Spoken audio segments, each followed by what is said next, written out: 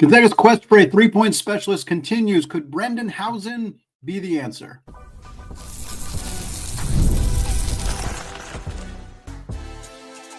You are Locked On Zags, your daily podcast on the Gonzaga Bulldogs. Part of the Locked On Podcast Network, your team every day.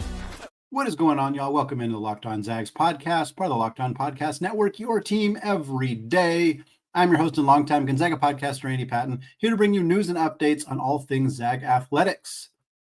Well, folks, today is our Ismaila Diagne season in review episode. We're going to talk about his freshman season, how he ended up in Spokane in the first place, and his future, what that might look like next year, a couple years from now in the NBA. We're going to get to all of that in the second and third segments of the show, but we start, as we have started throughout this week, with another transfer portal target for Mark Few and the Gonzaga Bulldogs. This time talking about another player from the Big 12. We talked Dan Skillings from Cincinnati earlier this week, a 6'6" wing with a super long wingspan, a defensive focused player who shoots a lot of threes, but is not particularly good at it today. We are talking about a player who's in a lot of ways kind of the opposite of Dan Skillings. We're talking about Kansas State guard Brendan Hausen. Hausen is a 6'4" guard, originally from Amarillo, Texas.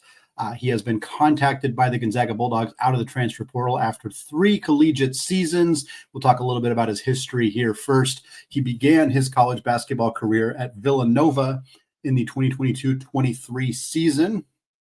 While at Villanova as a freshman, he averaged just 3 points and a half a rebound per game. He played 32 games, though. So as a true freshman, he was kind of on the fringe of being in the rotation, averaged about 9 minutes per game. So, it's kind of freshman year Julian Strother type performance where you're playing pretty much every night, but it's only 8-9 minutes per game. It's not super consistent. A lot of them are probably coming in garbage time.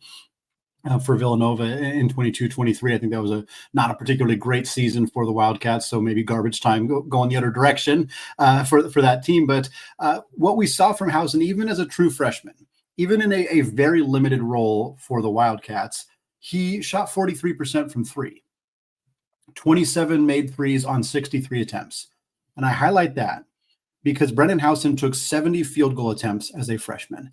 63 of them were threes, 7 of them were twos. He went 4 of 7 on 2. And it's always important for anybody who does, who looks up stats on like Basketball Reference or whatever site, dig into the percentages a little bit, because 57% from 2 looks really good for a 6'4" guard. It was 4 of 7. Again, the caveat is very important, especially the volume of 3-point shots versus volume of 2-point shots, which is going to be a trend that continues in his career, because as a sophomore, basically everything doubled for Brendan Hausen. He went from playing about 9 minutes per game to playing 17 and a half minutes per game as a sophomore. He went from averaging 3.1 points per game to 6.2 points per game. In that case, quite literally exactly doubled his points per game. He went from 0.5 rebounds to 1.6 rebounds, and he took 163s. So he went from 63 3-point attempts as a freshman to 160 3-point attempts as a sophomore. Again, the coaching staff said, okay, you have the green light. Launch away, my friend. And he made 61 of them, good for 38.1%. That same year also took just 16 2-point attempts, which is just like, this is a staggeringly low number of 2-point attempts. Like we talk about Nolan Hickman as being a pure floor spacer, 3-point shooter. He took a lot more twos than Brendan Hausen. 16 2-point attempts in a season where you played 34 games and you played 18 minutes per night. That is staggeringly low. Again, in Gonzaga's offense, you're going to get more 2-point attempts than that, simply because Gonzaga is going to get out and transition enough that you're just going to get some of those opportunities that were not afforded to Hausen at Villanova. But the dude was hacking up threes, again, 38% on 160 attempts. That is real good. He also shot 87% from the free throw line. But as you probably guess, for a player who does not shoot anything inside the 3-point line, that was on 13 of 15 attempts. After 2 seasons at Villanova, where his playing time steadily increased and the 3-point shooting was very obviously a strength of his, Hausen entered the transfer portal, caught the attention of Jerome Tang and the Kansas State Wildcats, a team that had a lot of roster holes to fill and a lot of money. And like Indiana and like a few other teams in the portal, they went out and spent a whole bunch of money and put together a roster that didn't really make a lot of sense together. Kansas State added a ton of front court players, didn't have the room to play all of them. It led to some frustration. They didn't add enough talent in the backcourt. It was just a weird roster that ultimately kind of was just middling throughout the season in the Big 12. But Brendan Hausen had a fantastic year for Kansas State. He stepped into a starting role right away for this team.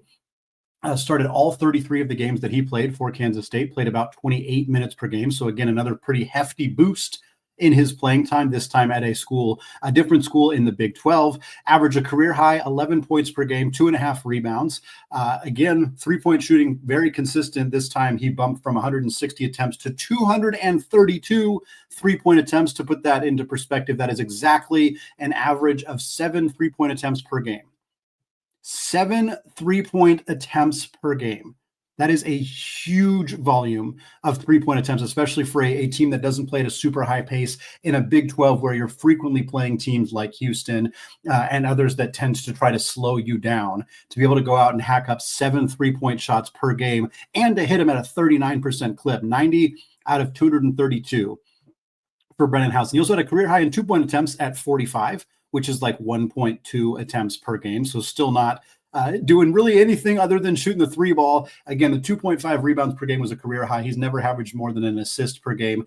Brendan Hausen is good at doing one thing and one thing only, and he is very, very good at it as a three-point shooter. Again, he was 81% from the free throw line, but he only attempted 2 free throws per game on average. The 90 made threes, however, was 5th in the Big 12. So like we said, this is a dude who had a very high volume and a successful rate of converting from beyond the arc. He had a huge game early in the non-conference for Kansas State against St. John's on the road, mind you, at St. John's, a team he was, I guess, familiar with, having played them at Villanova, although that St. John's roster was pretty much brand new under Coach Pitino. Regardless, Hausen had 27 points, 6 of 10 from 3 in that game. We saw a few other performances vaguely like that for him. I think he had 15 points, 5 made threes in a game against Houston, did some good stuff against Oklahoma State, some of the other not as good teams in the Big 12. Regardless, after the season, a season that was kind of a lost year for most everybody at Kansas State in the Big 12, Hausen hits the transfer portal. It's immediately reported that Gonzaga is one of the schools contacting him. And of course, if there's a trend, and we'll talk about some other players later this week and probably into next week as well. Most of the players Gonzaga is contacting right now in the transfer portal are between 6'3" and 6'6". They are 2 guards and they are good 3-point shooters. Not everybody, but for the most part, that is the archetype that Gonzaga seems to be aggressively pursuing currently in the transfer portal. It is also not an archetype that only Gonzaga is pursuing in the transfer portal. The list of schools that have contacted Brendan Hausen per Joe Tipton of On3, I'm going to read them rapid fire because it is a long list. Virginia, Kansas, Illinois, Tennessee, Virginia Tech, Ole Miss, Cincinnati, Mizzou, Iowa, Oklahoma, Texas A&M, Texas, LSU, SMU, DePaul, Maryland, Georgetown, TCU, and Minnesota. And that's just the list that was reported by an agent to Joe Tipton of On3, who reported it on social media. There's probably other schools that have contacted Brendan Hausen, either who didn't get reported in this initial grouping or who have contacted him since this tweet was posted. Regardless, Gonzaga is not going to be alone in their pursuit of Brendan Hausen. He's from Texas, like we mentioned, from Amarillo. Obviously, he chose to leave Texas for his inaugural college basketball season at Villanova, and he chose to transfer to Kansas State for his second go-around. So I don't think we have to just assume he's going to go back home to Texas for what will be his senior year, his final year of eligibility. But certainly Texas with Sean Miller, their new head coach, and Texas A&M with their new head coach, Bucky McMillan, could be candidates here. SMU, you never know. Certainly not the most appealing basketball program on the list, but they are in the Texas area, or not the Texas area, Texas, specifically Dallas. But obviously you don't want to rule out a Kansas or an Illinois, high octane offenses, a lot of floor spacing that could be utilized at those schools. Maryland has Coach Buzz Williams, who loves 3-point shooters from his time at Texas A&M. He could go back to the Big East at Georgetown. Like, there's a lot of really good fits here for anybody. Could use a standstill, catch and shoot, knock him down 3-point shooter. Everybody wants that in college basketball. That's why it's not surprising that Hausen has attracted so many suitors already, but it's pretty obvious the fit at Gonzaga is there. Gonzaga lost 87% of their 3-point shooting from a roster last year that, mind you, was their worst 3-point shooting team in the Mark Few era. So a team that wasn't very good at three-point shooting lost all of the players who made any threes last year effectively. They need some help in that area. And the players that we know are going to step into bigger roles next year, Braden Smith, the transfer from Colgate, who is the Patriot League Player of the Year, who's likely going to start at the 1. Jalen Warley, a transfer from Virginia via Florida State, who is a senior who's likely going to start at the 3. We expect Emmanuel Innocente to take a bigger role. We expect Davis Fogel, the incoming freshman, to take on at least some level of a role. Pretty much none of those guys are known for their three-point shooting. Jalen Warley is known as not a three-point shooter. Emmanuel Innocente didn't show much as a three-point shooter. I think he could develop into a decent three-point shooter, but it's not his MO necessarily. This team needs shooting bad. Brendan Hausen, one of the best to do it. 90 made threes on 38% in the Big 12 is electric. That is outstanding. At 6'4" and as a senior, he has the size, the physicality to handle the position. He's not a great defender, but in a team that has Jalen Warley and Emmanuel Innocente already on the roster and already filling roles, those guys are great. They're long, they're rangy, they're excellent defensive players. You could sort of shield Hausen a little bit as kind of a player who's maybe your weakest defender, who's guarding the opposing team's weakest offensive player, because what he brings offensively is so crucially needed on next year's version of this Gonzaga basketball roster. He's a little similar to Steele Venters. I wouldn't read into Gonzaga pursuing three-point specialists as meaning anything regarding Steele's health necessarily. We don't really have an update on Venters right now, but he's coming off 2 major knee surgeries where he missed the last 2 seasons combined. So the expectation, the plan as of now is that he is going to be able to play next year, but that could change. And even if it doesn't, even if he is healthy and ready to go next year, you don't just want one three-point specialist on your team. You need multiple guys. You need multiple guards. So a healthy Steele Venters would not preclude Gonzaga from adding a player like Brendan Hausen. And so I wouldn't necessarily read into that, although it's certainly notable that if they were to have both of them, suddenly they go from being what is currently constructed as a bad three-point shooting team to a much more able three-point shooting team with more floor spacers for next year, which helps everybody. It helps Huff, it helps EK, it helps Braden Smith be able to operate the offense if they have some floor spacers. They don't have them right now. Hausen would be a huge addition in that specific area. We're going to move on. We're going to talk about Ismaila Diagne, because all of the updates that we've done so far, these season review episodes, have been players who either already entered the transfer portal or are graduating. This is the first season review episode where we're going to talk about the player who's expected to be back and what that role might look like. We're going to get to that to close out the show, but for now, we're just going to talk about how Diagne ended up in Spokane and what his first season with the Zags looked like, coming up here in just a second. But first, folks, the NBA playoffs are almost here, and FanDuel is giving new customers an incredible way to get in on the action. Right now, when you join FanDuel and place your first $5 bet, you'll get $250 in bonus bets if that first bet wins. I love how FanDuel makes betting super easy, whether it's picking my favorite team or diving into player props. From three-pointers to steals to assists, FanDuel has so many ways to bet your favorite player props. Plus, after the game tips off, you can even combine live prop bets into a same-game parlay for a chance to win big. And folks, the 2026 National Championship odds are already out. Gonzaga comes in at plus 3,000. They're around 20th or 21st among the highest odds to win the national championship. If you want to get in on that really early action, just head to FanDuel.com and claim your $250 in bonus bets today.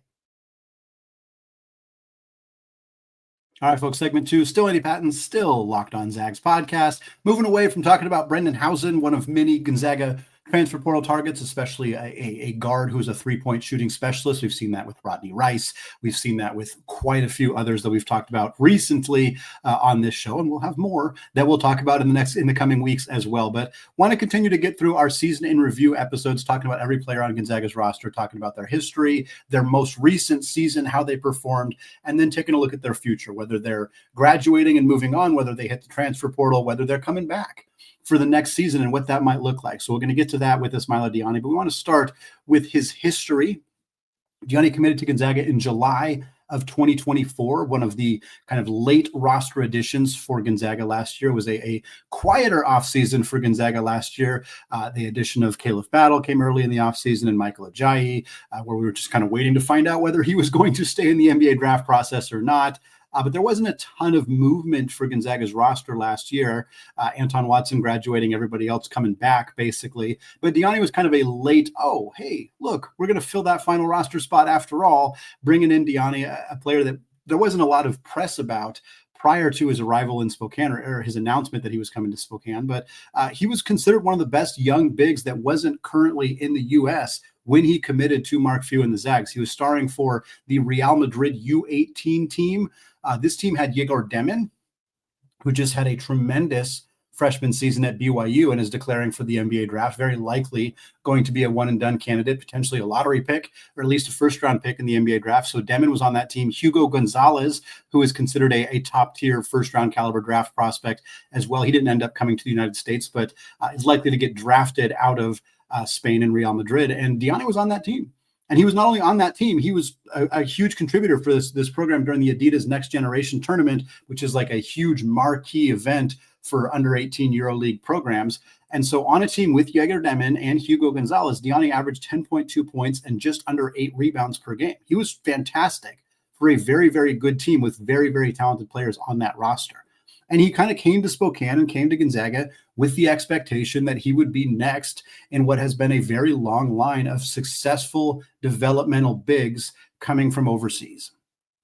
Roni Turioff, going way back about 20 years ago, that makes me feel quite old to say that, but it is accurate. Shemek Karnowski, Domantas Sabonis, Filip Petrusev, Killian Tilly. Those are just some of the examples. Rui's not really a big, but he was certainly a very prominent player to come from overseas as well. And, you know, I think for Diagne, a lot of those guys were better or more prepared for college basketball as freshmen than Diagne was. I don't think that's necessarily an indication of a fear about his ceiling or anything like that. Like, yes, Domantas Sabonis was ready right away as a freshman, probably the best example on here. But even Filip Petrusev, Killian Tilly played minutes as a freshman right away. Even Sabonis played more, Shem played more minutes as a freshman, although he was quite raw as a freshman, but he had a bigger role. Diagne didn't have a huge role, but he was also younger than almost every single one of these guys. Ismaila Diagne, and if you watched any Gonzaga games last year, particularly if you watched the Santa Clara game where he played big minutes, I think it's very important to remember this. Diagne turned 18 in December of last year. The first game that he played was against Baylor. He got some action at the end of that game as Gonzaga beat the doors off the Bears. Diagne was 17 in that game. He was 17 in the first 3 games that he played in a Gonzaga basketball uniform. He is incredibly young. He will play the first part of next season at 18. He will not turn 19 again until midway through his sophomore season at Gonzaga. That is a huge and important caveat to remember with Ismaila Diagne as his age going into his sophomore season. As a freshman, he was not in Gonzaga's rotation. He was dealt with some injury stuff. He had a limited role in year 1. He only actually appeared in 10 games and played just 66 total minutes in his freshman season at Gonzaga. Averaged 3.4 points, a little under 2 rebounds, half a steal, and 4 blocks. I mean, again, in 10 games, we can extrapolate this. He scored 34 points. He had 18 rebounds. He had 5 steals and 4 blocks. Those are the numbers that he put up in his 66 minutes of action as a true freshman this past year. He shot 80% on 2-pointers. Again, caveat being the sample size here, 12 of 15. Not that that's bad by any stretch. 12 of 15 on 2-pointers. He was 10 of 12 from the free throw line, 83%. We love our bigs who have touch, who can score at the free throw line. Love to see that from Ismaila Diagne. He did not have a single assist in his 10-game sample size. He did have 7 turnovers. He did have 17 fouls. That is definitely the most notable area that Diagne is going to need to improve somewhat quickly if he wants to not only get on the floor for Mark Few and the Zags, but stay on the floor. We'll break up his season into a couple different groups here. He played 3 games in November before he went down with an injury. He had 4 points and a board against Baylor. He had 5 points and a pair of blocks in 7 minutes against UMass Lowell. He had 5 points, 3 steals, 2 boards, and a block in 9 minutes against Long Beach State. With the exception of Baylor, those were, of course, kind of garbage time games. I mean, the Baylor one was a garbage time game, too. It just happened to come against an opponent that at the time was ranked in the top 10. He then missed the next 2 months with some injury stuff. I think it was a head injury, concussion. I don't know all the details on the injury. but he was out from late November until late January when he finally returned onto the floor. He had 2 points and a board against Portland in 5 minutes, his points coming at the free throw line. He also got a technical foul in that game for blocking a shot out of bounds, which was kind of odd. He had a board and 3 fouls in 4 minutes against Oregon State. Again, 3 fouls in 4 minutes is something that's going to cause a lot of headaches for Mark Few and the staff if he's not able to clean that up. But again, he was a fresh 18-year-old playing his 6th career game at this time. So, kind of got to give him a little bit of a break there. He had 7 points, 3 boards, and a steal on 2 of 3 shooting in 6 minutes against Pepperdine. And then he had his big moment, his big breakout. February 25th, Gonzaga at Santa Clara. Santa Clara had beat Gonzaga at home. Gonzaga was really hoping to give them a loss at their home court late in the season. This was a game that a lot of people were feeling tense about, knowing what had happened the last time these two teams had played. Graham Ike picked up his second foul in the first half. Braden Huff came into the game already having 2 fouls. And then Braden Huff, for some reason, jumped out on a 3-point shooter, fouled him immediately, like less than 2 seconds came off the clock between Ike subbing out, Huff subbing in, and then Huff picking up that foul. So Mark Few threw Diagne in the mix. He said, okay, our bigs are in foul trouble. They're not showing the discipline to not foul 3-point shooters, which is very bad. So we're going to go with the kid. We're going to throw him out there. And Diagne played great. This was an incredible breakout game for Ismaila Diagne. He played 18 minutes. 18 of his 66 minutes on the season came in this game. He scored 9 points on perfect 4 of 4 shooting. He knocked down 1 free throw. He had 4 boards, a steal, and a block. He also had 3 fouls and 2 turnovers. Yes, again, the fouling is the issue for him at this point, but fantastic performance. He was setting screens. He was rolling to the rim. He was a lob threat. He looked very good in defensively. His activity defensively in terms of being able to switch on to guards and hedging the screens correctly really stymied Santa Clara's offense. It threw them out of their rhythm because they were used to Gonzaga's other bigs who don't move as well laterally. And Diagne was such a load in terms of his overall size and his mobility that Herb Sendek and the Broncos were just not ready to adjust to a big like him being in the game for Gonzaga. It was a really fun game, a really fun story for this season. I think if you're looking back on some of my favorite stories from this last season, Ismaila Diagne's breakout game against Santa Clara is absolutely on the list. He played 3 more games after that, but not really anything happened. 3 rebounds and a turnover against San Francisco, a board and 2 quick fouls in just 3 minutes against the Dons in the WCC tournament. He basically came in, immediately committed 2 fouls and got bounced out of that game. And then he had 2 points and 2 rebounds in 6 minutes against Georgia in Gonzaga's win in the NCAA tournament. All that said, I don't know exactly what Diagne's role is going to look like next year because we're still waiting to figure out what exactly the roster is going to look like. But I can tell you with a pretty extreme confidence that he is going to have a bigger role as a sophomore next season. We're going to talk about what that could look like, what that might look like, and whether he is on track to be the next great Gonzaga big man development story. All that coming up here in just a second.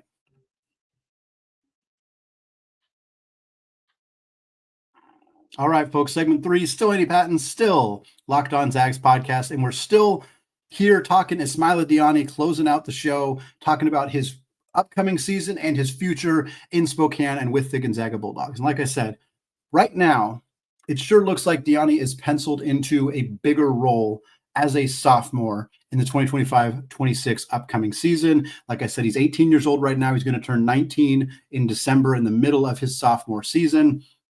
The way the roster is currently constructed, he is the 3rd big and the 3rd backup center. And it's kind of a weird situation because Gonzaga is effectively looking like they're going to start 2 centers. They're going to start Graham Ike at the 5. They're going to start Braden Huff at the 4. Those are your, for the last 2 years, including Diagne's freshman year, that was your starting center and your backup center. And Diagne was your 3rd string center. So now Diagne is still kind of the 3rd string center behind Huff and Ike, but they're both starting. So he's kind of the 3rd big overall. Now I expect with very high confidence that Gonzaga will add at least 1 more big to the roster heading into next season. They lost both Ben Gregg and Michael Ajayi and Jun-Suk Yo, who's kind of a power forward type player. So they need to replace some size, some ability in the front court. I think they're going to add a more traditional 4 than a 5. And that's assuming, of course, that Graham Ike and Braden Huff return.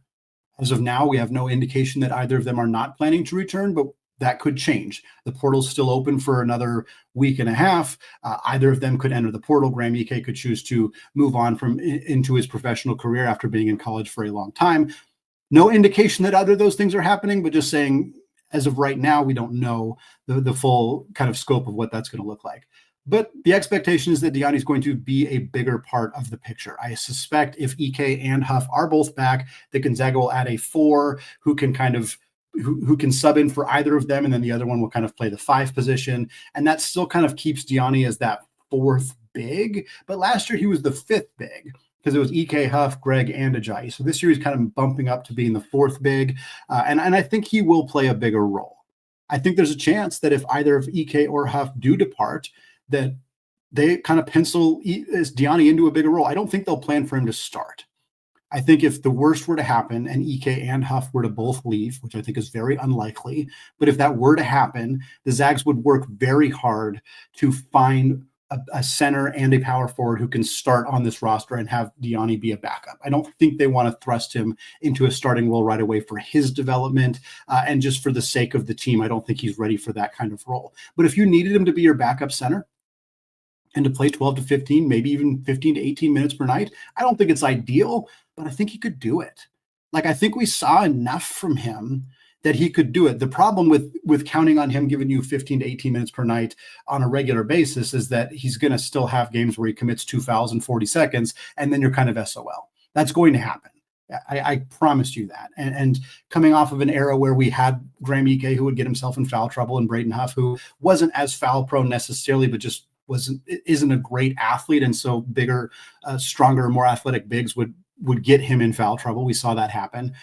I don't think we want to deal with an Ismaila Diagne who's still learning how to utilize his body and how to adjust to college referees. We've seen this time and time again. Shemek Karnowski was a foul machine for the first 2 years of his Gonzaga basketball career, and then he got really, really good at utilizing his body and his size without committing fouls. He got really good at it. I believe Ismaila Diagne, who has a ton of athleticism and mobility for his size, who has very natural shot blocking and rim protection instincts, I believe that he will develop into a very, very good defensive player and will learn to limit the fouling. I think it's unfair to expect that development will have happened over this summer and that he will be ready to be in that role next year. I just don't think that that's super realistic. My gut instinct is that the kind of plan, the trajectory for Diagne is to have him really blossom into a big-time Gonzaga player as a junior. This next year is another kind of development year, I think in part because he missed 2 months this last year. If he'd been able to play 25 games instead of 10, maybe you're a little bit more confident about him stepping into a big role right away as a sophomore. But again, he's an 18-year-old sophomore who played 66 total minutes of college basketball last year. The odds of him being ready for a big role as a sophomore, I think, are fairly slim. But the upside, real high, really high. I think that the touch around the rim, the free throw shooting, the screens, he's an incredible screen setter. We already saw a massive difference in Gonzaga's offense in that Santa Clara game when he was the one setting screens. Ryan Nembhard could drive a truck through the lane to get to the rim. And with apologies to Graham Ike and Brendan Huff, I never saw Ryan Nembhard have that kind of ability, that kind of room to operate coming off a screen by either of them. But it happened with Diagne. It happened with him, and teams will scout it and they'll figure it out and they'll adjust to it. That was part of the reason it worked so well against Santa Clara, is they had no idea that was going to happen. But he is an absolute monster physically, and he's very good already at utilizing that side and his size, and he's only going to get better at that. I think that as a junior, Ismaila Diagne could be a tremendous player, like all WCC player of the year. I don't want to get too far ahead of ourselves, but I think that the possibility of Diagne being the next great Gonzaga center, elite two-way superstar down low, it's there. I'm not saying it's a likely outcome necessarily, but to pretend it's not a possible outcome is silly. It absolutely is. It absolutely is a possibility that he is that level of dude, maybe his junior year, maybe his senior year. I don't think it's super possible next year, but I bet we'll see glimpses of it. I bet we'll see him play like 25, 28 games next year, 10-ish minutes per night.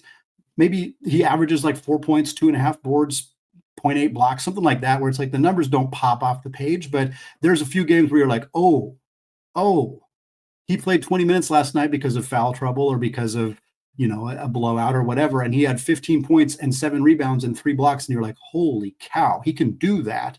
And maybe next year he's just averaging that. I wouldn't be surprised at all if that's the story that comes out of Ismaila Diagne's sophomore season this upcoming year for Gonzaga. And in terms of his future outside of that, I think there's NBA potential here. In fact, people before Diagne committed to Gonzaga, people talked about him as a potential NBA draft prospect. There were some people out there who do a lot of scouting internationally, who really keep tabs on deep draft prospects, who were talking about Diagne in 2025. This was before he committed to Gonzaga. He was being talked about as like a dark horse, like, hey, if he blows up for Real Madrid, in this last season, he could be a draft candidate in 2025. Obviously, as soon as he came to Gonzaga and it was clear his role was going to be so limited, nobody really talked about him as a draft candidate after that. But there are people who already have his name on their radar. And it would be silly to not project that any Gonzaga big who has defensive capabilities is at least on that radar.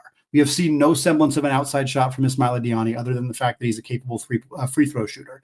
I don't know if the three-point shot will ever be remotely part of his game, but just the size, the frame, the physicality, the rebounding, the shot blocking alone should get him attention as an NBA player if he is as adept with his touch and able to play 25 plus minutes per game by the time he's a junior. I'm really excited, as you can probably tell, about the future of Ismaila Diagne and what he's capable of being in a Gonzaga uniform. Again, I don't think it'll all materialize his sophomore year when he's still 18 for half the season, but I wouldn't be surprised if by the end of the year we're thinking, it's going to be his turn.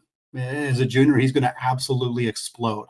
I wouldn't be surprised at all if that's the conversation we're having about 1 year from now. Folks, that's going to wrap it up for me today here on the Locked On Zags podcast. Thank you so much for making the show your first listen or your first watch of the day. Of course, a special shout out to those everyday listeners and those of you hanging out in the Locked On Zags Discord channel.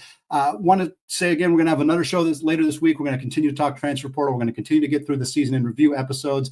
Next week, more of the same as we wait for Gonzagas to make their first official move in the transfer portal. Folks, I know we're getting impatient. It's happening soon. I can promise you that. Hopefully we'll have an update over the weekend. Thanks again, folks. Have a fantastic rest of your day. And as always, go Zags.